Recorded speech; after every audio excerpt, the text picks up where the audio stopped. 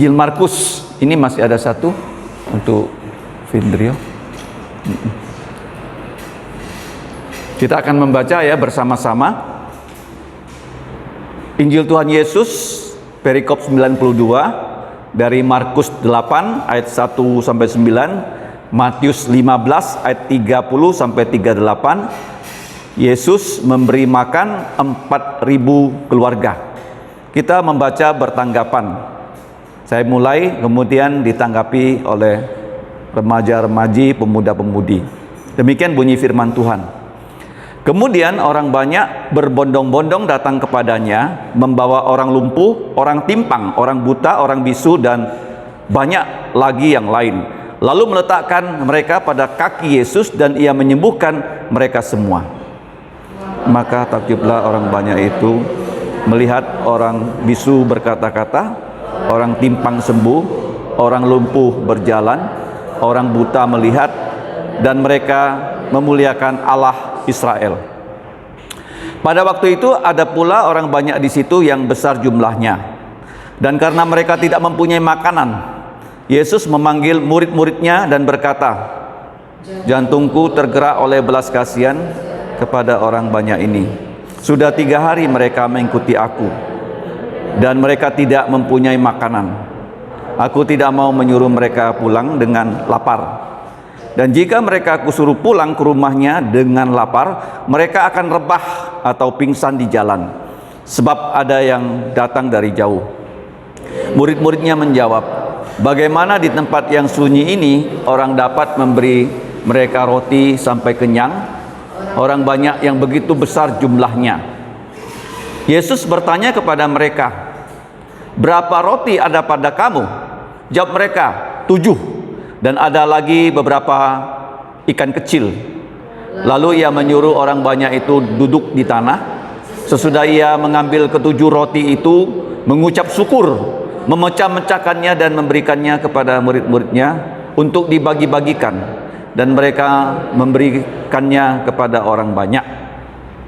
Mereka juga mempunyai beberapa ikan, dan sudah mengucap berkat atasnya, ia menyuruh supaya ikan itu juga dibagi-bagikan sama-sama, dan mereka semua makan sampai kenyang. Kemudian orang mengumpulkan potongan-potongan roti yang sisa sebanyak 7 bakul penuh. Mereka itu kira-kira 4.000 orang laki-laki, tidak termasuk perempuan dan anak-anak. Lalu Yesus menyuruh mereka pulang. Mari kita berdoa. Bapa kami, yaitu Bapa dari Tuhan kami Yesus Kristus, pada petang ini kami kembali mengucap terima kasih karena pada tahun Tuhan 2023 kami diberi kesempatan untuk ber-CMC. Ya Bapa, sekarang kami mau mendengarkan firman-Mu. Kami mohon Roh-Mu memberikan kami hikmat supaya kami bukan hanya mengerti, tetapi kami juga diberi kekuatan untuk mempercayai dan melaksanakan dan mewartakan firman ini.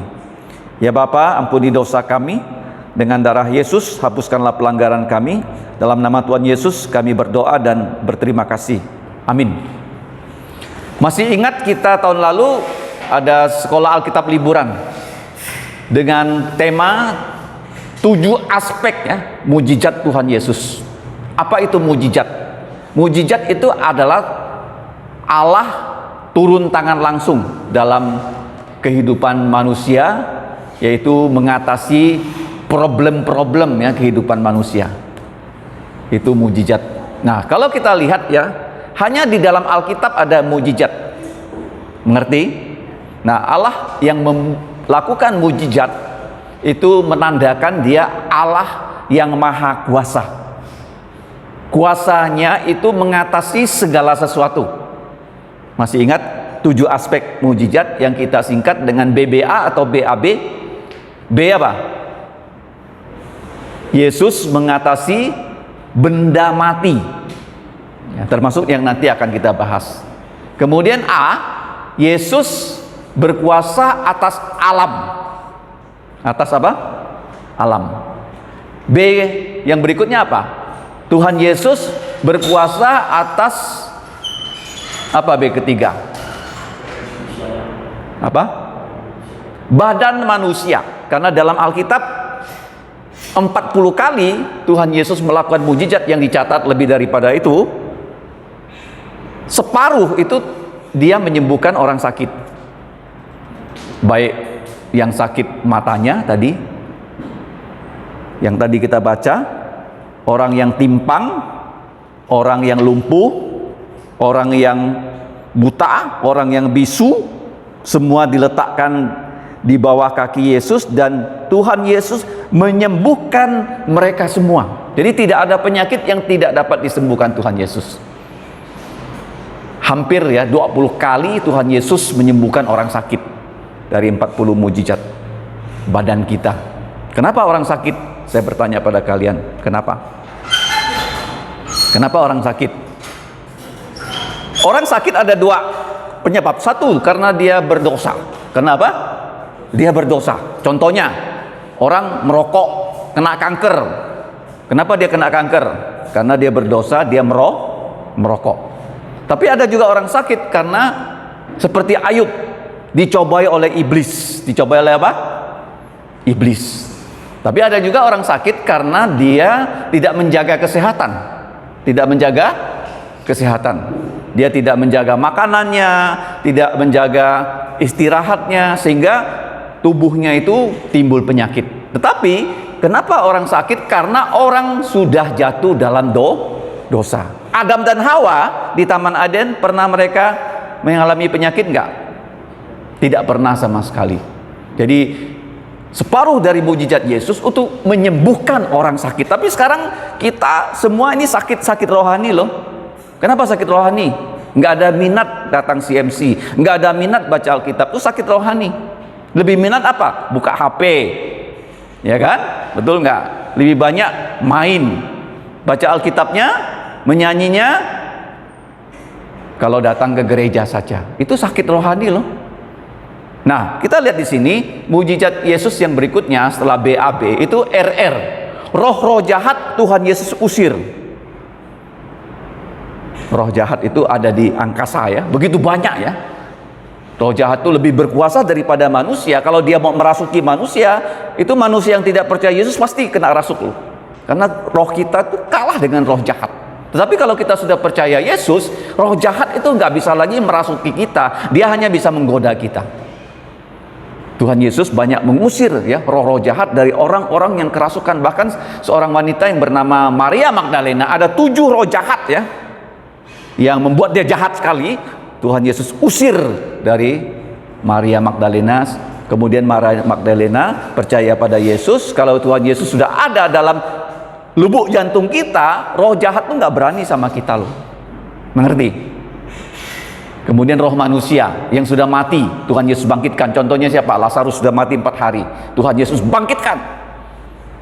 Yang mati sebentar, yaitu seorang anak perempuan. Yesus datang ke kamarnya, Tuhan Yesus panggil dia, bangkit, dia bangkit. Kemudian orang yang mati pada hari itu sedang menuju kuburan, mau dikubur. Dia adalah seorang yatim, tidak punya bapak. Mamanya hanya punya dia saja sebagai putra tunggal. Jadi orang mengantarkan dia ke kuburan, orang menangis. Yesus membangkitkan remaja di kota Naim. Lazarus sudah mati 4 hari, Tuhan Yesus bangkitkan. Jadi Yesus berkuasa atas benda mati, alam, badan manusia, roh jahat, roh manusia. Yang terakhir itu apa? Apa singkatannya? BAB, RR, terakhir apa? FF, fauna dan flora. Apa tuh fauna? Fauna itu flora. Apa fauna? Ikan. Semalaman Petrus menangkap ikan, tidak dapat menangkap ikan. Tapi pada siang hari bukan waktunya menangkap ikan. Setelah Yesus meminjam perahu Petrus, Tuhan Yesus ya, kalau menyuruh kalian melayani, tidak pernah dia memakai tenaga kalian dengan cuma-cuma. Paham? Dia akan kasih kita upah. Petrus, dia kan kepala keluarga. Kalau Tuhan Yesus meminjam perahunya, Terus Tuhan Yesus sudah selesai meminjam perahu untuk berkhotbah dari atas perahu, dan orang di pantai mendengarkan Yesus. Petrus mana mungkin ya pulang dengan tangan kosong. Tuhan Yesus katakan pada Petrus, "Petrus, perahumu itu bawa ke tengah sedikit di danau." Siang hari itu ikan berada di dasar danau kan, karena panas kan, betul nggak? Kenapa malam hari para nelayan menangkap ikan? Karena pada malam hari ikan tuh muncul di permukaan. Kalau pada siang hari di mana ikan berada? Di dasar. Petrus disuruh menebarkan jala sebelah kanan. Petrus itu nelayan profesional. Yesus apa kerjanya? Apa kerjanya Yesus? Tukang kayu. Tapi karena Yesus itu bukan hanya manusia saja, dia adalah Allah yang maha kuasa. Dia memberi perintah seperti itu. Petrus berkata, karena engkau yang memberi perintah, dia percaya Yesus itu adalah putra Allah, maka dia menebarkan jalannya. Dan apa yang terjadi? Seluruh ikan yang ada di Laut Galilea menabrak jalannya Petrus. Boleh dikatakan di bawah itu terjadi apa? Lomba berenang. Lomba apa? Tuhan Yesus bilang, semua ikan, ayo lomba berenang. Siapa yang lebih cepat masuk ke jala Petrus? Semua ikan menabrak jala Petrus hingga koyak. Hingga apa? Koyak. Dan waktu ikan itu dipanen dari jala, dua perahu itu hampir tenggelam. Bukan hanya perahu Petrus itu penuh, perahu dari kawan Petrus itu, yaitu perahunya Yohanes dan Yakobus, juga penuh. Kamu lihat ya, kalau kita melayani Yesus tuh bukan hanya satu orang loh, bukan hanya satu orang, kelompok, berkelompok loh. Jangan sampai ya, kalau ada kawan nggak datang CMC, kamu nggak ajak dia. Kalau nggak datang apa? Kehilangan berkat. Kehilangan apa? Kecuali kamu ada kesibukan yang nggak bisa ditinggal. Yohanes dan abangnya Yakobus merasakan itu, ya, karena mereka menunggu Yesus mengajar. Yesus memberkati bukan hanya Petrus dan keluarganya, Yakobus dan juga adiknya Yohanes. Itu fauna apa? Fauna. Yang terakhir apa? F. Yesus berkuasa atas flora. Apa itu flora? Jadi waktu Yesus pagi-pagi dia menuju bait Allah, di tengah jalan dia melihat ada pohon ara. Nah, pohon ara itu pohon yang sangat spesifik. Kenapa? Karena buahnya ada di pokoknya. Dia bisa berbuah di sini. Itu pohon ara ya. Dan Yesus sedang lapar. Dan memang bukan musimnya. Pohon ini kelihatannya sangat cantik, begitu banyak daunnya, seperti manusia ya. Kelihatannya wah hebat. Tapi apa yang Yesus mau dapatkan dari pohon itu? Buah. Demikian juga kita loh. Dia mau lihat kita berbuah nggak dalam hidup kita. Apa buah yang Yesus mau ingin kita lakukan? Pertobatan. Apa itu bertobat? Kalau kita ditegur firman Tuhan, kita harus berubah. Nggak boleh nggak berubah. Kalau enggak, Tuhan Yesus akan hajar. Akan apa? Ya, akan beri pelajaran. Nah, jadi pohon ara itu, kenapa bukan musimnya Yesus mengutuk pohon ara? Kelihatannya Tuhan Yesus itu terlalu kejam ya. Bukan musim, kenapa pohon ara yang tidak berbuah itu dikutuknya? Kenapa? Yesus waktu itu pada saat hampir Paskah, itu bulannya bulan Maret April. Memang bukan musim besar, tapi musim kecil. Musim apa? Kecil. Harusnya punya buah kan? Musim kecil ya, bukan musim besar. Karena tidak berbuah pada musim kecil, pohon yang kelihatannya begitu gagah, begitu banyak daunnya, itu gak ada gunanya. Kalau pohon kita tanam pepaya, kita harapkan berbuah bukan? Kalau kita tanam mangga, kita harapkan berbuah. Ya, pohon ara juga karena tidak berbuah, Tuhan Yesus tebang. Itu melambangkan orang Israel yang tidak mau bertobat. Ya, apa itu buah? Buah pertobatan dan buah Roh Kudus. Jadi ingat, BAB, RR, dan FF. Apa itu BAB? Benda mati. A, alam, badan manusia. Roh jahat, roh manusia, fauna dan flora. Nah, pada malam ini kita akan belajar Yesus memberi makan 4.000 keluarga. Kenapa kita simpulkan keluarga? Karena di akhir dari perikop ini, mereka itu ada kira-kira 4.000 orang laki-laki menurut Injil Matius 15, tidak termasuk perempuan dan anak-anak. Jadi kalau 4.000 keluarga yang makan pada saat itu, berapa orang jumlahnya? Satu keluarga berapa orang? Berapa? 4. Kalau 4 kali 4, 16.000 orang. Jadi kamu lihat di sini ya, pelajaran apa yang dapat kita peroleh di sini? Yang pertama, orang banyak berbondong-bondong datang kepada Yesus membawa semua orang yang sakit. Jadi begini loh, kalau kamu punya problem, kamu harus datang pada Tuhan Yesus. Problem apapun, Tuhan Yesus dapat menolong kita. Dalam bahasa Hakka-nya itu ku, kiu, koi, kamcia. Sebutkan 1, 2, 3. Ku, kiu, koi, kamcia. Ku itu apa? Ku, anku. Sangat susah karena sakit, karena problem. Kiu, berdoa pada Tuhan Yesus, minta Tuhan Yesus membantu. Kiu, kamu punya masalah nggak? Pernah nggak minta bantu Yesus? Harus ya. Ku, kiu. Koi itu apa? Tuhan Yesus buka jalan. Bukakan apa? Jalan. Yang terakhir jangan lupa kamcia. Kita mengucap syukur. Nah, jadi waktu orang-orang yang sakit semuanya dibawa pada Tuhan Yesus, semua penyakit Yesus sembuhkan, dan semua orang merasa takjub. Apa itu takjub? Takjub, kagum. Nah, bagus ya, Vendrio, kagum. Jadi dalam hidup ini kamu kagum pada apa sih? Oh, ada orang kagum pada gamenya loh. Asik dia main game.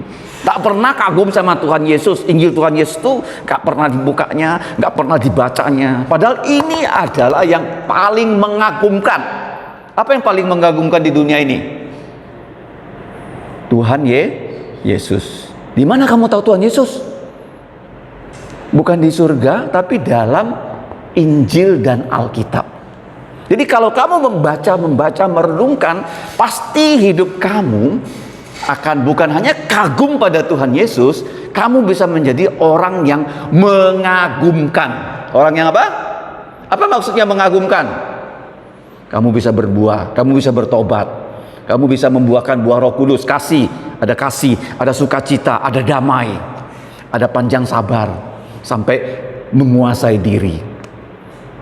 Jadi orang itu takjub melihat Tuhan Yesus sebagai manusia sejati, tapi dia juga adalah Allah sejati.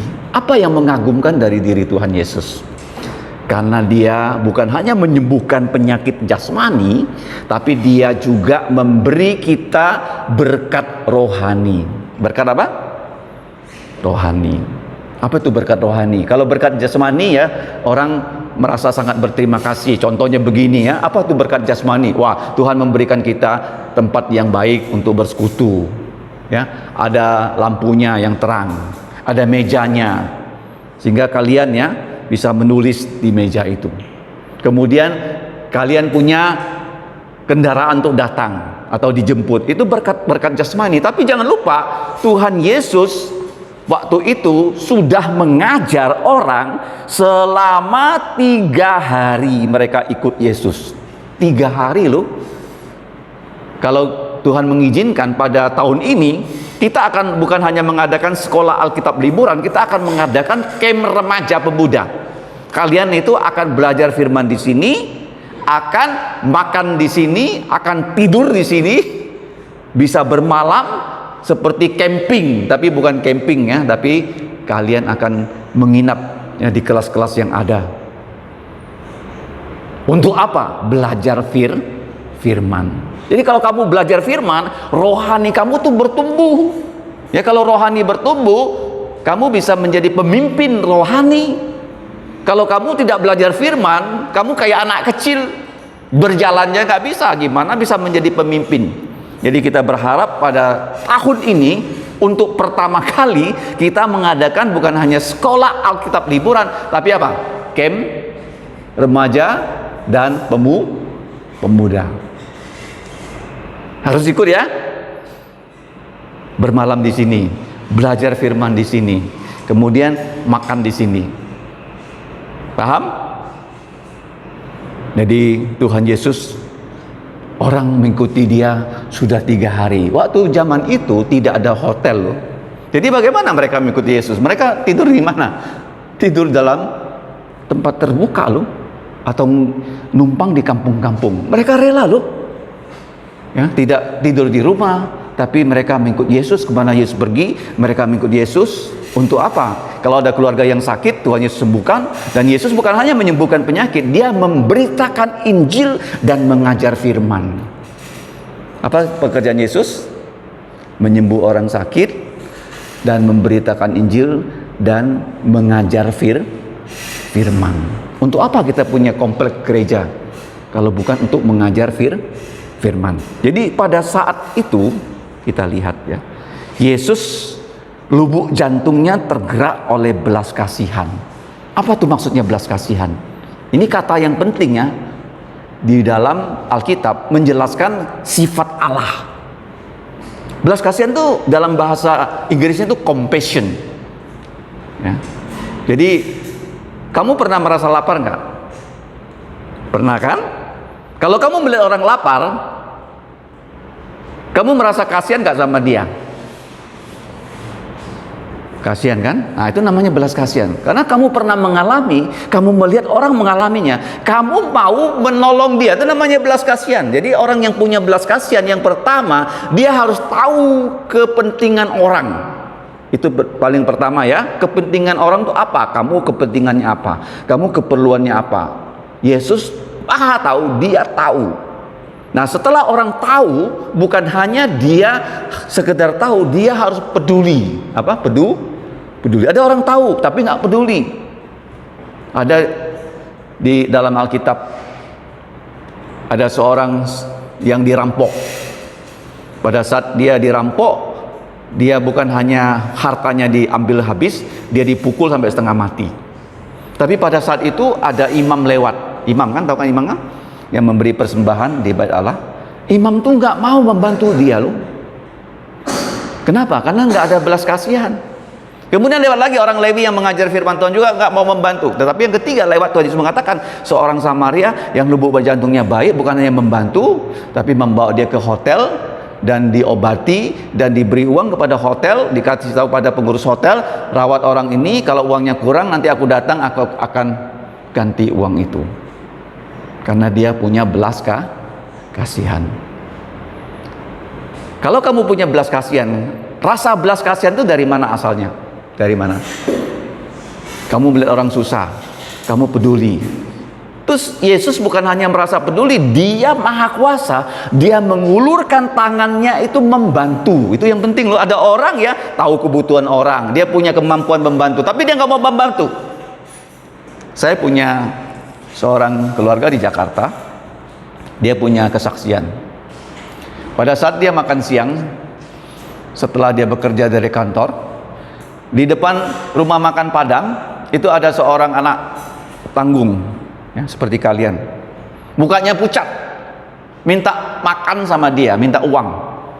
Tapi keluarga saya ini, dia merasa kasihan sama dia, tapi dia berpikir begini, nanti setelah dia makan ya, untuk perutnya dulu, setelah dia keluar baru dia mau berikan orang itu uang untuk makan. Ngerti? Karena dia lapar kan, dia masuk restoran, dia mau makan dulu. Setelah dia makan, dia keluar, baru dia mau kasih orang yang masih kecil, yang mukanya pucat, minta uang dengan dia untuk makan. Apa yang terjadi? Waktu dia selesai makan, dia keluar, dia cari anak itu yang mukanya pucat. Nggak ada lagi. Nggak ada lagi. Jadi kalau kamu bisa berbuat baik, langsung berbuat baik loh. Jangan ditahan-tahan. Jangan apa? Jangan ditahan-tahan. Dia mengatakan, wah dia menyesal sekali ya. Kenapa anak yang tadi ya, yang harusnya bisa dia bantu, diberi uang untuk makan, dia nggak lakukan. Ya, kalau kita melihat orang susah, kalau kamu bisa bantu, saat itu kamu harus bantu loh. Jangan tunggu. Jangan apa? tunggu. Kalau tunggu, bisa kesempatannya nggak ada lagi. Jadi Yesus timbul belas kasihannya. Yang pertama, dia tahu kebutuhan kita. Yang kedua, dia peduli. Yang ketiga, belas kasihan itu harus diikuti. Tangan kita itu berbagi. Berbagi. Nah, sekarang Tuhan Yesus waktu dia mau berbagi, ini sangat menarik sekali ya. Dia bertanya dulu kepada orang banyak. Ya, Tuhan Yesus tahu nggak? Di situ mereka yang ikut Yesus, ada orang yang sisa bekalnya hanya 7 roti dan beberapa ekor ikan kecil. Tahu nggak Tuhan Yesus? Tahu nggak? Tanpa dia bertanya, dia tahu nggak? Tanpa dia tanya kalian di sini, dia tahu nggak apa yang ada di kantong Yosef? Tahu nggak? Tahu ya? Dia tahu nggak apa yang Vindrio bawa di dalam kantongnya? Tahu nggak Yesus? Dia perlu tanya nggak sama Vindrio sebenarnya? Dia nggak perlu tanya. Tapi kenapa dia bertanya? Coba kamu lihat di sini ya. Dia bertanya pada murid-muridnya, apa yang ditanyakan? Coba lihat dalam bacaan kita tadi.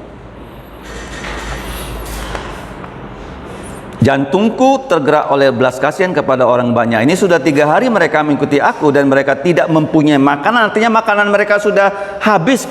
Kalau aku menyuruh mereka pulang dengan lapar, mereka di tengah jalan bisa pingsan sebab ada yang datang dari jauh ya. Sekarang kalau kita lihat, murid-muridnya menjawab, bagaimana di tempat sunyi ini orang dapat memberi mereka makan roti sampai kenyang? Orang banyak yang begitu besar jumlahnya. Ayat 5, Yesus bertanya pada mereka, berapa roti ada pada kamu? Kenapa Yesus mau bertanya? Kalau kamu mau memberikan satu penyelesaian, kamu harus cek. Harus apa? Cek. Tadi saya bertanya pada Tiara, di mana Andreas? Ya kan? Betul nggak? Nah, terus Tiara cari Andreas di mana? Ya kan? Harus bertanya. Berani buka mulut untuk bertanya. Itu cara Yesus menyelesaikan masalah. Cek dan cek. 1, 2, 3 apa? Cek dan cek. Kalau kamu nggak bertanya, kamu nggak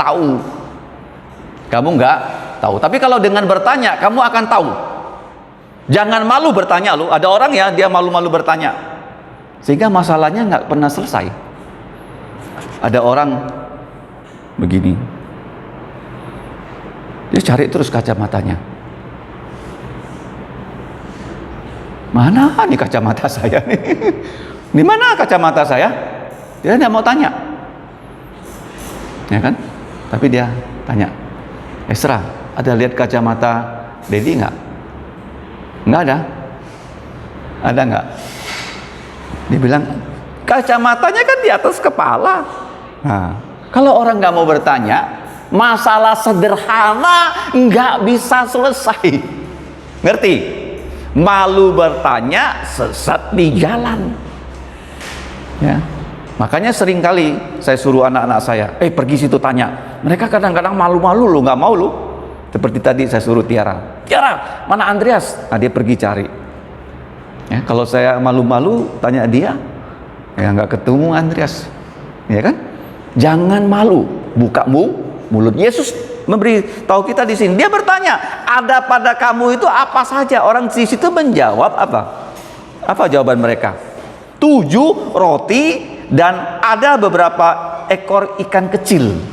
Nah, yang berikutnya, problem orang tidak punya makan. Yesus ingin dengan bertanya, di antara mereka yang punya roti, yang punya ikan, sisanya, kalau bekal itu mereka makan sendiri, mereka kenyang sendiri. Mungkin yang kenyang hanya beberapa orang di keluarga itu, tapi banyak kawan-kawan yang lain tetap lapar. Jadi orang itu tidak egois. Mereka mau mempersembahkan semua yang ada dalam diri mereka kepada Yesus. Ini yang harus kita pelajari loh. Kamu mau nggak memberi persembahan kepada Yesus? Semuanya yang kamu miliki. Kalau mau, itu sangat baik. Biasanya begini ya, ada orang itu hanya punya uang di dompetnya. Kalau dia beri persembahan dari dompetnya, dia sudah tidak punya uang untuk dia pakai pada hari itu. Tapi persembahan kan jalan kan? Kalau persembahan sampai di tangan, di depan kamu mau nggak keluarkan uang? Misalnya di dompet kamu hanya 10.000. 10.000 itu untuk kamu makan. Kamu mau nggak memberi persembahan 10.000 itu, sehingga nanti pulang dari gereja kamu nggak punya makanan? Pernah nggak itu terjadi di gereja di zamannya Yesus? Pernah loh.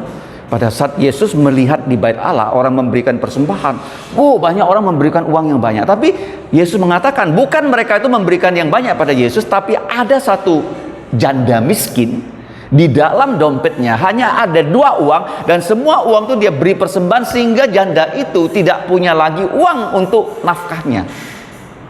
Apakah janda itu pulang akan kelaparan dan mati? Enggak. Tuhan Yesus akan menjaga. Nah, sekarang satu pertanyaan untuk kamu. Mau nggak di antara kalian yang mempersembahkan diri menjadi hamba Tuhan? Yosef kok geleng-geleng. Ada yang mau nggak? Coba angkat tangan. Yang mau. Jangan malu-malu. Mempersembahkan diri jadi hamba Tuhan. Ya kan? Kalau mau mempersembahkan diri itu seperti janda yang di dalam dompetnya hanya ada uang untuk dia beli makanan, tapi pada saat persembahan itu datang di depan dia, dia memberikan semuanya. Karena kita nggak boleh ke gereja dengan tangan kosong loh. Dengan tangan apa? Kosong. Kita harus datang ke rumah Tuhan dengan membawa persembahan. Jadi dia mempersembahkan semua miliknya, sehingga Tuhan Yesus mengatakan itu seluruh nafkahnya. Jadi kalau kalian ya di sini ada yang tergerak lubuk jantungnya, ya percaya ya, dengan mempersembahkan 7 roti dan beberapa ekor ikan, dia nggak akan mati kelaparan. Dan saat Yesus menerima persembahan itu, apa yang dia lakukan? Dia menyuruh orang duduk berkelompok. Ya, cara menyelesaikan masalah pertama apa? Bertanya. Yang kedua, di antara yang ditanya, mereka rela memberi persembahan. Yang ketiga, Yesus menyuruh orang duduk berkelompok. Apa maksudnya tuh? Tuhan Yesus nggak mau ya ribu-ribuan orang itu berebut-rebut makanan. Jadi dia suruh duduk 100 orang, 50 orang, sehingga kalau duduk dengan berkelompok itu gampang membagikan makanan itu nanti. Seperti kita kan ada kelas remaja pemuda, ada kelas 1, 2, 3, 4, 5, 6 kan? Ada kelompok. Allah selalu bekerja dengan teratur. Dengan apa? Dengan apa? Teratur. 1, bertanya. 2, menggerakkan orang memberi persembahan. 3, apa? Bekerja dengan teratur. Yang keempat, dia mengambil roti, dia mengucap syukur. Jangan lupa ya, mengucap syukur. Ya, baru dia pecah-pecahkan roti, dia bagikan kepada siapa? Murid-muridnya. Inilah bekerja dengan teratur, itu berani memberi orang tanggung jawab. Seperti persekutuan pemuda, kalian diberi tanggung jawab ya, untuk menyiapkan kelas, menyalakan AC, ya kan? Memimpin pujian, memainkan musik, ya kan? Masing-masing diberi pekerjaan tertentu. 1, bertanya. 2, menggerakkan orang memberi persembahan. Yang ketiga, mengucap syukur. Ya, sebelum mengucap syukur, dia menyuruh orang duduk berkelompok karena Yesus bekerja secara teratur. Yang berikutnya, dia mengucap syukur, membagikan pada muridnya, dan muridnya membagikan kepada orang banyak. Itu roti. Roti itu seperti sekarang nasi ya. Tapi bukan hanya nasi yang ada ikan. Ada apa? Ikan. Kenapa? Kalau kita orang miskin hanya makan nasi saja kan, nggak ada gizinya kan, betul nggak? Kalau hanya makan nasi kan, nggak ada lauknya, ada gizi nggak? Kurang ya, hanya itu karbohidrat. Tapi kalau dengan ikan itu ada proteinnya, sehingga kebutuhan gizi untuk orang banyak itu dipenuhi. Jadi Yesus tahu loh, kita perlu bukan hanya karbohidrat, kita perlu protein juga. Jadi setelah itu dia mengambil ikan, dia juga memberkati ikan, mengucap syukur, dan dipecah-pecahkannya dan dibagi-bagikannya kepada semua orang. Apa yang terjadi? Semuanya makan dengan kenyang. Makan dengan kenyang. Jadi begini loh, kalau Yesus memberikan kita makanan, pernah nggak makanan itu tidak cukup? Pernah nggak? Sehingga waktu Yesus memberikan makan, kurang, nggak ada. Bahkan dikatakan Alkitab, setelah semuanya sudah kenyang, nah, apa yang berikutnya yang terjadi? Orang mengumpulkan sisa, dan dikatakan Alkitab ada berapa sisanya? Berapa? 7 keranjang penuh. Nah, kenapa sisanya dikumpulkan? Kenapa begitu? Apa pelajaran rohaninya? Ilmu ekonomi. Ilmu apa? Ekonomi. Artinya tidak boleh boros. Tidak boleh apa? Boros. Ya, kalau kamu diundang pesta, kamu jangan ya mengambil makanan ya setinggi gunung, kalau nggak habis dibuang, nggak boleh. Kamu ambil sedikit makan, kalau kurang tambah lagi, nggak boleh ya ambil begitu banyak nggak habis buang. Yesus nggak mau ya sumber daya kita terbuang. Kenapa dikumpulkan? Karena waktu dikumpulkan bekal yang mereka ya habis. Sekarang ada 12 bakul, bisa mereka bawa pulang loh, dan mereka bisa cerita. Kami ya di tengah hutan nggak punya makan, hanya ada 7 roti, beberapa ekor ikan kecil, tapi Yesus memberkatinya, kami semua makan dan semua kenyang, dan ada sisa 7 bakul. Dan yang terakhir, ini penting loh, dihitung orang yang makan. Berapa? Kenapa perlu dihitung? Kenapa CMC perlu dihitung? Kenapa yang datang ke gereja perlu dihitung? Kenapa?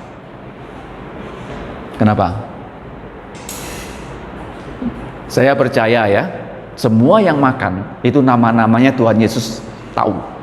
Dikatakan di situ ada 4.000 orang laki-laki dewasa itu sebagai kepala keluarga, tidak termasuk anak-anak dan kaum wanita. Jadi 4.000 keluarga tadi sudah disebutkan. Kalau satu keluarga ada 4 orang, berarti ada 16.000 orang yang makan loh.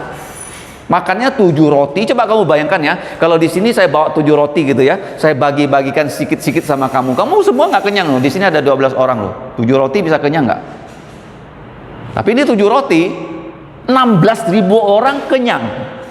Ya, karena Tuhan Yesus berkuasa atas benda mati, dia menggandakan roti itu dan semua orang makan sampai kenyang. Dan bukan hanya 4.000 orang makan ya bersama anak istrinya, tapi dikatakan di sini ada sisa berapa bakul? 7 keranjang, dan harus dikumpulkan, dibawa pulang, nggak boleh dibuang. Nggak boleh apa? Dibuang. Jangan mentang-mentang gratis kamu tidak menghargai berkat Tuhan. Ya, banyak orang Kristen juga begitu loh, mentang-mentang gratis dia nggak menghargai anugerah Tuhan. Jangan seperti itu. Kemudian yang terakhir, pelajarannya apa? Lalu Yesus menyuruh mereka pulang. Apa maksudnya Yesus menyuruh mereka pulang? Ketika kamu selesai CMC ya, disuruh pulang, maksudnya apa? Kenapa kamu disuruh pulang? Supaya kamu di rumah kamu bisa bercerita kepada orang di sekitar kamu tentang apa yang Yesus sudah ajarkan pada kamu. Penting loh. Saya percaya ya, kalau kamu berani ya men-sharingkan apa yang kamu pelajari pada saat ini. Ya, kamu misalnya ambil HP kamu ketik pelajaran apa pada hari ini. 1, menyelesaikan masalah Yesus dengan bertanya. Yang kedua apa? Dia menggerakkan orang memberi persembahan. Yang ketiga apa? Dia menyuruh orang duduk berkelompok, bekerja dengan teratur. Yang keempat, dia mengucap syukur dan memberkati. Kemudian dia membagikan. Kenapa membagi? Artinya dia memberi tugas pada muridnya. Terus setelah itu Semua makan kenyang dan orang yang makan dihitung. Yang berikutnya ada sisa 7 bakul, dan yang berikutnya apa? Dia menyuruh orang pulang. Jadi kamu membuat loh, ya, satu ringkasan dari pelajaran rohani dan kamu bagi kepada kawan kamu yang nggak datang pada hari ini. Ya kan? Ada nggak kawan yang nggak datang? Kamu ketik, kamu sharingkan. Nah, itu artinya disuruh pulang, bukan pulang dengan tangan kosong. Tapi apa yang kamu terima dari CMC ini, kamu bersedia membaginya. Jadi kalau beginilah, kamu bersedia menerima dari Tuhan dan kamu membagikan, apakah tangan kamu akan kosong? Misalnya Tuhan kasih saya berkat, saya berani kasih orang lain berkat itu, apakah saya jadi kosong? Enggak. Tuhan akan tambahkan pada kamu, tambahkan pada misal Tuhan kasih saya 100.000, saya lihat orang perlu 100.000, saya kasih dia 100.000, apakah saya akan hilang 100.000 ini? Enggak. Tuhan akan tambahkan pada saya, sehingga nanti dia bawa saya lagi kepada orang itu. Oh, orang itu perlu, dia lewat saya kasih orang itu. Mau nggak kamu jadi saluran berkat? Mau nggak? Hah? Berkat kamu terima dari Tuhan, kamu nggak simpan, kamu bagi. Setelah kamu bagi apa? Tuhan kasih yang baru. Ini hukumnya loh. Banyak orang Kristen kenapa hidupnya kurang bahagia? Karena dia pelit. Apa? Pelit. Selalu mau terima tapi nggak mau membagi. Seperti apa tuh orang pelit? Laut mati. Laut apa? Laut mati itu terima terus, nggak pernah keluar airnya sehingga mati. Kalau Danau Galilea beda kan? Air itu dari Gunung Hermon turun ke Danau Galilea dan mengalir terus ke Sungai Yordan, sehingga Laut Galilea itu begitu cantik, banyak ikannya, di pinggir-pinggirnya itu banyak bunga-bunganya, banyak burungnya, begitu cantik Laut Galilea. Kalau laut mati, garamnya 3-4 kali lipat, tidak ada kehidupan karena terima terus, nggak mau menyalurkan. Jadi kamu juga begitu loh. Setelah CMC terima, pulang ke rumah ada adik sepupu kasih tahu dia apa tuh firman Tuhan tadi, kamu kasih tahu. Dengan membagi berkat kamu tambah diberkati, dengan membagi berkat kamu tambah diberkati. Mau nggak? Apa pelajaran pada hari ini? 1, Yesus merasa belas kasihan, dia tahu keperluan dari orang banyak dan dia bersedia menolong dengan cara bertanya, siapa yang punya makanan? Rela nggak mereka berbagi? Ternyata rela. Ada 7 roti, 2 ikan. Kita nggak tahu siapa yang memberi, dan Yesus ya menggerakkan orang itu memberi persembahan. Tantangannya pada kamu mau nggak memberi persembahan hidup kamu untuk melayani Yesus? Ya kan? Kami kan udah tua kan? Kalian yang masih muda, kalau nggak menggantikan kami, siapa yang melayani di sini? Ya kan? Betul nggak? Tahun ini umur saya sudah 60, ya kan? Kalian masih belum 20. Kalau kalian mau melayani Yesus, saya mau mempersembahkan hidup saya untuk melayani Yesus. Nanti kalian yang berdiri di sini mengajar firman, membagikan berkat Yesus secara rohani. Ternyata ada ya 7 roti, ikan kecil, kita nggak tahu siapa tuh yang memberikan semua makanan mereka. Dan Yesus bagaimana? Bekerja dengan teratur. Dengan apa? Teratur loh. Dia suruh orang banyak duduk. Setelah itu dia ambil persembahan itu, dia berkati, dia suruh murid-muridnya yang membagi. Dan setelah itu ada sisa, nggak boleh dibuang, harus dikumpulkan, sehingga berkat itu mereka bawa pulang. Dan setelah mereka mendapatkan berkat, Yesus menyuruh mereka pulang dengan apa? Tugas. Dengan apa? Tugas. Apa tugas kamu? Membagikan pelajaran rohani pada siapa? Orang-orang yang ada di rumah. Mari kita berdiri dan kita berdoa.